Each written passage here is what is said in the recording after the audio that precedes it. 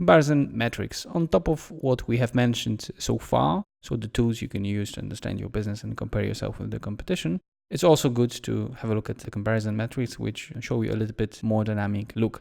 And here I'll just define them, show you against which dimensions you should compare yourself with the competition and what kind of metrics you can use for each and every dimension. And in the next section, I will show you how to use it to make specific decision and identify rooms for improvements. So first, you can compare yourself in terms of size, then obviously profitability, pace of growth, cash generation, so how good you are in changing your profit into cash, and finally, debt level, so how endangered by some random events or changes in trends you are. When it comes to size, you obviously can look at revenues, market share, or quantity sold. Profitability, the best way is to look at the percentage EBITDA or EBIT, and quite often we look at the return on assets. Pace of growth, this obviously depends on the industry, but usually you look at the growth of revenues or quantity sold, or in some specific cases like retail, you can look at number of opened stores or new products added or new games released. And when it comes to cash generation, you look at the cash to EBITDA ratio, or how much cash you've got, or what is your net debt. So debt minus the cash you've got. And obviously debt level, it's usually debt to EBITDA ratio.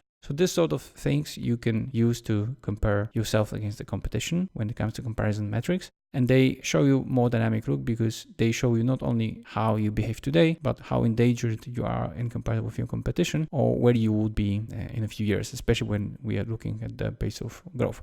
So you might have a situation where your revenues are relatively the same, or your market shares, but the guys have much bigger growth of revenues, which means that if you don't do anything to match them, you'll be losing the battle to them, and this might actually have some impact on your EBITDA or on your future valuation. So that's in short. In more details we'll go into next section where we'll compare 3 companies to us.